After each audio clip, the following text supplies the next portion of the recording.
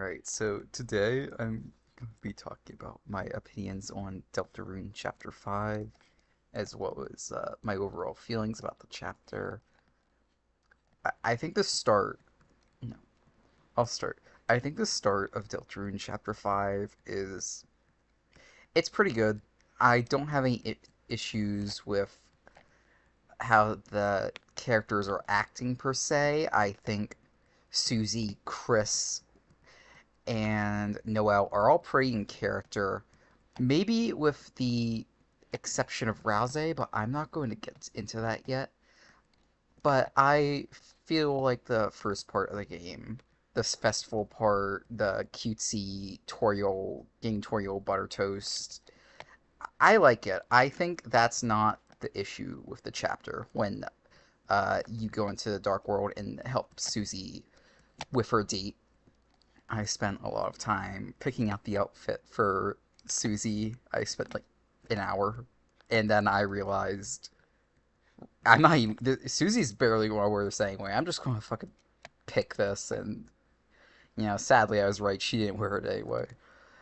I think the writing between Susie and Noelle and their little romance for a queer themed romance, I think it's pretty good for all things considered. Especially like compare. I know this is like low hanging fruit, but compared to Hell of a Boss, the romance subplot in Deltarune Chapter 5 isn't too terrible. I I think it's really cute. I think they get Toby Fox writes Noelle and Susie in a way that captures that like first time romance, like ooh, it's also exciting moment. Festival, it means something to them. They're both nervous. They don't know what to say. They're being flirty, and I think it's very cute. I also think Chapter 5 has superb animation quality in comparison to the other chapters.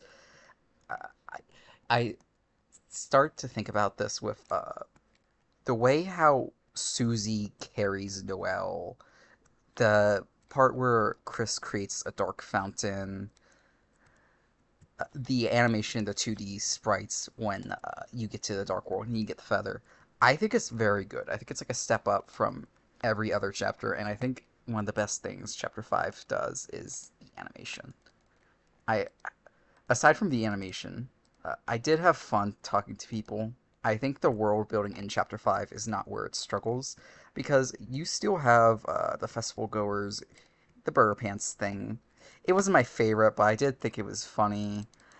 I think that with how the world building activities are paced, like Noah and Susie, and the accompanying tragedy at the end, I think it's I think it's good. I don't think that's the bad part of the chapter at all. But I will say the most noticeable thing in this chapter is also pretty early on in the chapter. So even before, slightly before we get to when Chris makes the Dark World in Asgore's flower shop, I think about how I think the issue with Chapter 5 is that it's way too referential at times. And I know that Deltarune always, and even Undertale, referenced like pop culture and stuff, but it just doesn't allow things to build naturally. It feels like some of the text it requires like outside context and just won't age that well in like a few years. So I think about this uh, when Sans calls Chris the Fun Gang the Crizzlers. Maybe I'm just nitpicking, but also like and I get this example from like another streamer I watched when Asgore calls Chris and Asriel his little princes. It's just like it feels a lot more showy than telly in this chapter, and I think that's where the like disconnect that people feel is in this chapter. It almost takes you out of it for a game about escapism when you see the game being self-referential, like the oh I recognize the Reimu Hakare bow on Susie, or I think her name's Ron Yakumo from Toho on Rouse. Um, I think it. relies a little too much on outside references. I think characters like Seth are an example where the reference doesn't like take away from the world or character entirely, because Seth, while referencing patchouli knowledge, Seth is their own character. They are different than patchouli. It If you never played Toho Project, you would you would still have an understanding of what Seth is like, despite even some of the animations referencing patchouli knowledge. Despite all my critiques about the outside references, I do like the Japanese theme of the world. That might make me a hypocrite and inconsistent, but it's still very cool. As for another example, I thought where it was like the writing in chapter 5 was very showy, and this is such a small thing, but when you're in the dark world and there's this big loaf of bread that this one chef bakes, it's like in chapter 1, you and Susie would have freaking destroyed it, but now you've developed enough to not do it. Again, maybe it's a nitpick, but it's like we've already seen Susie's character development in chapter 4. I believe I could make the inference that if they didn't destroy it, well, damn, they must have developed. It feels like it's just telling the player way too much that's happening, and that's where I felt the off when it came to chapter 5. And especially when we get to Dark World and Flowery starts like pointing out that, I guess this is the end of the Dark World, but Flowery's like, oh, Rousey doesn't even understand himself. It's just like, did we not know this already? Did Was this not one of the like biggest like things that theorizers thought about when they made Deltarune videos? It feels off. I don't know if the other chapters did to an extent. I don't know if it's just social media influencing my opinion, but I try and come to these things relatively blind, and it did feel off. It doesn't like hamper the quality in such like a bad way. It's just noticeable, and it feels kind of like weird, because I do know that like Susie will be like, "Oh, things took a weird route, Chris. Oh my God, this is sus." In like the chapter 4 3, like Noel Susie scene with Chris's heart like sneaking around. So maybe you could use that as a counterpoint. As for the Dark World itself in the flowers, again, I think the world building in the Dark World in comparison to chapter 3 and 4 is a lot better than those two, because in 3 it's mainly just Tenna's place and the little game you play, but in 4 it's like you're kind of going like from screen to screen, and where you're going isn't really changing heavily. It changes back to more like how 1 and 2 are designed in chapter 5 of Deltarune, and I really enjoyed it, and I think the world building in chapter 5 is again one of the best aspects of the chapter. I think it does it phenomenally. As for Flowery's introduction scene, this isn't so much as a I hate it, but I will just say I prefer Tenna's introduction much more, and maybe it's because, again, just like the way anime is like, is it like rendered or like the format? Like, there's like the top black and bottom black line on the Flowery introduction video, and it doesn't, it almost doesn't feel like it belongs. There's things in this chapter where I feel like just don't belong at all. And another example of this, and again, it's anime, so you have to have anime. Maybe, I think another example of this where it just doesn't belong is the secret boss for Mad Mew Mew. Secret boss chapter 5. I don't have a problem with Mad Mew Mew being the boss. You can say, oh, it thematically fits. The bomb attacks are freaking bullshit. Like, I feel like those weren't play tested that well. Does Hatsune Miku really need to be in the song? It's not a bad song, but it's the idol thing. But does Hatsune Miku really need to sing it for so long? If they just sampled Hatsune Miku for like 5 seconds, I'd get it. I feel like that'd be okay. But I like this song a lot more at the start when Hatsune Miku isn't singing, and I feel like that just fits the theme of the overall game better. But maybe that's just not an issue not related to Deltarune. Gameplay wise, I think the enemies in Chapter 5 were a lot harder. I spent all my money in Green's shop, but I don't think it was like such an abnormal difficulty boost. I never thought it was like unfair in parts, aside from the Mad Mew Mew bombs. I think that's what I think it's normal. I did enjoy the 2D side scroller more than the Tenna two like the weird Tenna NES game. I thought the side scroller was a lot more fluid. I felt the side scroller for Chapter 3 with Tenna's minigame, it felt slow. But by the end of this chapter, not with Chapter 3 and 4, I spent all my money at Green's shop.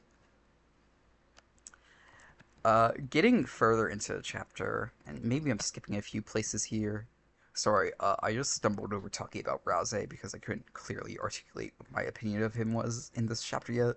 But for now, I'll talk about the flowers. I think the flowers are easily among one of the best highlights of this chapter.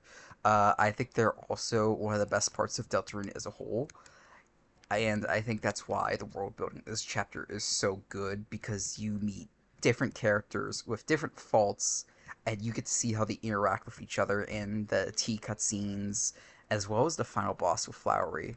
And I know this is a hypocritical because I just said, oh, I hate all the anime references, but I really did like Seth. Seth was my favorite flower. I think they were. It was just funny to watch. I think flowers like aqua, orange, blue, yellow, they all complement each other very well, and it never felt like they overstayed their welcome. And narratively for the boss fight, I think it does a good job at writing these characters and fleshing them out and giving like the player a reason about why they should care about them. But I will say it's a double-edged sword, because game almost feels like it's starting to drag out. Like, it's nice that we're meeting all five of these flowers, but aside from like showing Asgore as like kind of like being absent when it comes to pursue of his work, if they're just not coming to the Dark World with us, why are we spending so much time with them? Because my issue, and again, it's not so much with the flowers, the pacing of the game is starting to feel off, and not so much at the beginning because it was expected, but it does feel like Asgore is kind of vague posting when it comes to talking to Chris about like the incident that happened. It's 5 chapters in. We're more than halfway through the game. The chapter 4, I'd say, is like the climax or the midpoint. Maybe not the climax, but at least the midpoint of the chapter. Why are we not getting answers? And one part of me that is like trying to like rationalize this is thinking maybe Chris is purposely sabotaging the player so that they're not getting the answers. Chris is making these dark worlds when Rudy dies. I guess it's not confirmed that he dies, but when he goes to a hospital and Noah has to go, Chris creates a dark world. Maybe you could make the argument that Chris is the one trying to prevent us from getting those answers, which I think would be really good at writing, and probably it is good writing in my opinion. I just don't know have enough information to see if the game is going to pan out that way yet. I feel like Chapter 5, it almost doesn't feel like Chapter 5 in a way. It feels like something which, ignoring the festival, would happen between Chapters 3 and 4, and I don't know if that's something I can criticize it for, but it is noticeable because I think it's perfectly reasonable in the game to start wanting answers at this point for it to like pick up the pace. And then again, the game's not finished. The Roaring Knight still kidnaps Asgore at the end, all that stuff, and maybe chapters 6 and 7, they are going to answer every question we have, or maybe like leave some. But it's still, I worry about how the rest of the game is going to wrap it all up in 6 to 7 chapters. I worry if this game is going to struggle to wrap up in the last 6 to 7 chapters, because I feel like Chapter 5, aside from Asgore and the festival, and again, you'll criticize me for this here. Maybe I just didn't play the game. Maybe I rushed through the game. I'll admit that. I didn't feel like it really contributed to anything in the long run. Uh, Maybe the flowery seeds at the end. When I first saw the seed packets, I thought like in the weird route that like chapter like Weird Route Chris in chapter 6 would like use the flower seeds to make like evil flowery and replace Rouse. So like it's evil flowery Chris and Noelle instead of Susie and Rouse. I didn't see any of that. I'll get into Weird Route in a bit. But that was my original idea going into it. Going back to Flowey again, I don't. I didn't like how Omega Flowery was handled. I think the boss fight should have been split up, but seeing Omega Flowery be turned into what is basically a masher, it didn't feel right, especially when if Omega Flowery is living up to the boots of like the Undertale Omega Flowey fight, if that makes sense. It didn't feel climactic. And it feels more like a glorified button masher at some parts than a boss fight with Omega Flowery. Maybe that's intentional. Maybe it wouldn't have changed my feelings on the chapter.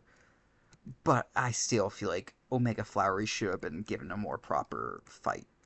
And that is a bit disappointing to me, with how they handled the Omega Flowery fight in Deltarune. Okay, so now I'm going to talk about the weird route. I do like the concept of Noelle like snapping out of it and going crazy and even being like, "Chris, I feel like my life is a lie. Let's cross the lake." Was a very interesting take, and from a writing standpoint, I like that Noelle felt stuck, and it felt like Chris was changing her life to her.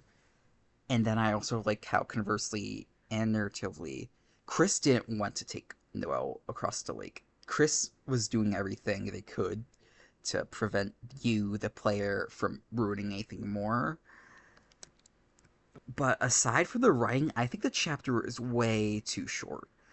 I do like seeing how the characters abused mechanics to skip the end of chapter 7. It's just too short though. I don't know if anyone watching this video has played Fire Emblem Three Houses, but the Edelgard route where you side with presumably the villain, debatably, is 6 chapters shorter than the main game. Like, so you have the Fire Emblem Three Houses time skip, which for every route but the Edelgard route is 12 chapters, and the Edelgard route you only get 6 chapters. I worry that the weird route is also going to come across as rushed or almost like how Fire Emblem Three Houses does it, where there's just not enough of a way you could see the impact of your character's actions. I think like skipping to chapter 7 right away is just maybe I'll change once 6 and 7 come out. I don't think it's that. It almost feels lazy. It feels way too short. And I know that Undertale didn't even really do like that much different in the genocide route, but you would still see the impact of your actions after killing like everyone in Snowdin, the Sands fight, the Undyne fight. That, again, those two examples are wrong, but you would still see like how people react to you, like how the shopkeepers react to you. By just skipping 6, I really hope chapter 7, the weird route, has a lot more gameplay to it, because it it's not enough time. And I think one of the best things about this game is that you can just interact with our characters. I don't agree with the option to skip to chapter 7. Even from a narrative standpoint, it I still think the weird route should have a chapter 6 where you just see the impact of your character's actions more in the grand scheme of things. But I don't know, maybe this whole video will change with time. Overall, though, I don't think the chapter is horrible per se, but the writing is just, it takes a turn as compared to chapters 1 to 4. The writing for this chapter is not as good as the previous chapters. It's not the chapter isn't written well. Maybe it's that chapters 3 and 4 and 1 and 2 were written so well it's just hard to follow up on them. And it's not like it doesn't have good moments. It's just, where are the answers at this point? It's not as climactic. I don't think the Omega Flower fight is as climactic. If anything, I feel like if it was going to do that, I think we should have had the flowery world first before we had the tenor world. That's maybe that like changed it completely, but just it's not as climactic as going from fighting the knight to facing a titan to just being up an anime protagonist. Narratively, it just doesn't feel the same to me. And I know I'm not. This is. I wrote some things down I'd like to go over, and this isn't really that well scripted. I hardly even scripted it. I wrote things I'd like to talk about down, and then I'm just going over them. I think it's just obvious. Not obvious. That's a fallacy. I think it's just noticeable to other people. It it feels like a very fan servicey chapter, if I had to say that. Other than that, let me check if I have anything else I want to say. Other than that, maybe my opinions will change as 6 and 7 come out, because there's a very different vibe or like experience when you're playing or watching something as it comes out versus when you're like playing it all in a row without having to wait a year in between chapters. Maybe my opinion would change like in 30 years from now when I get to play all the chapters in a row. But for now, it's just maybe it's an issue with how the development of the game is taken. It's just it, something is just off about chapter 5, but it's not a bad chapter by any means if I had to summarize it.